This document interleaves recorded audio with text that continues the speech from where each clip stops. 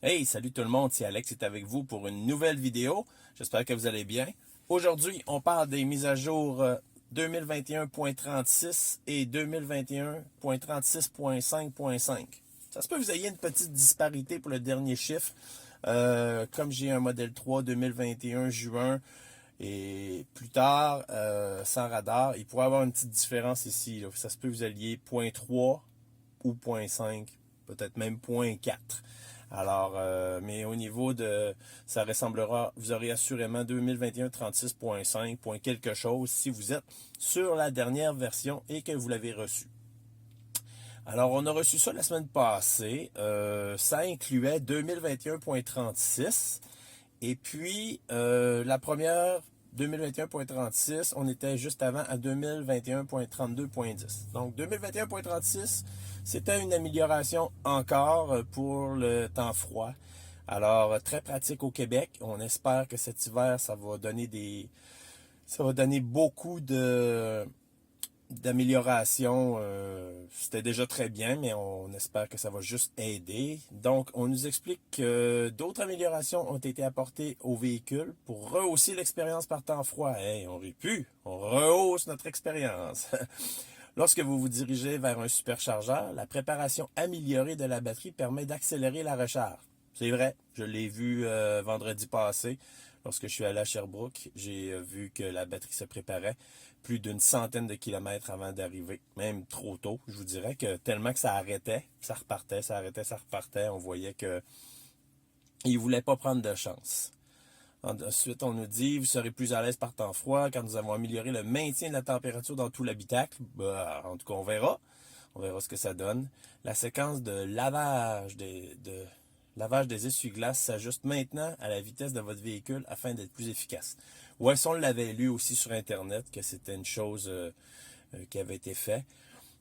Personnellement, je me suis servi des essuie-glaces, je me suis servi du lave-glace et puis j'ai pas vu de différence vraiment, mais bon, tout ça est quelque peu subjectif bien sûr, mais c'est peut-être des petits ajustements très minimes là, qu'on ne perçoit peut-être pas, mais qui sont là quand même. La grosse mise à jour, c'était vraiment la 0.5.5 ici.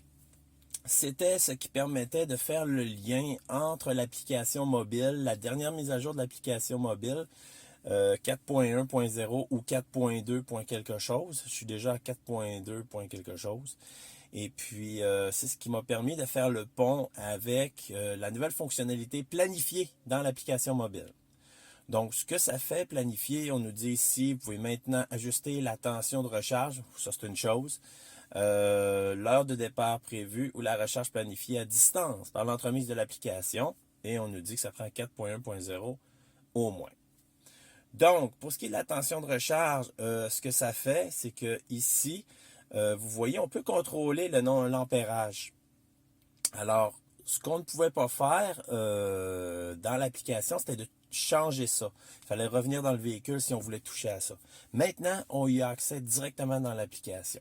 Donc, si vous allez dans la section de recharge dans l'application, vous allez être capable de modifier votre ampérage, ce qui signifie qu'au final, vous allez modifier complètement la vitesse de recharge. Donc, en baissant l'ampérage, le voltage ne change pas, vous allez baisser la puissance en kilowatts de votre recharge.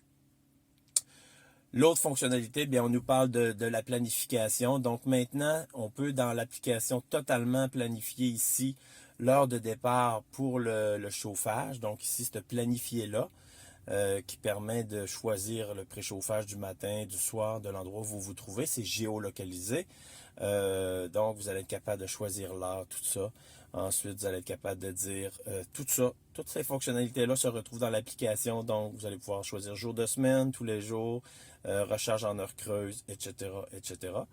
Et puis, donc, si vous oubliez de le faire en descendant du véhicule, bah, c'est pas grave. De l'intérieur de la maison, tranquille, du bureau, vous pouvez procéder à la programmation tant le préchauffage que la recharge aussi.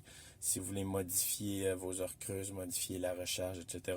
C'est disponible dans une nouvelle ligne dans l'application qui s'appelle Planifier, un nouveau menu, voilà, un nouveau choix de menu dans l'application qui vous permet de planifier votre recharge à distance complètement.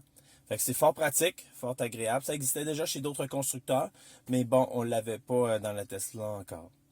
Alors, c'est une nouveauté qui est maintenant chose faite. Alors, c'est à peu près ça pour les deux mises à jour. Fait que c'est une mise à jour assez majeure. Je vous dirais, c'est intéressant d'avoir eu ça. Et puis, je suis bien content d'en profiter maintenant. Alors, c'est Alex qui vous remercie d'avoir regardé. Puis, je vous dis à la prochaine.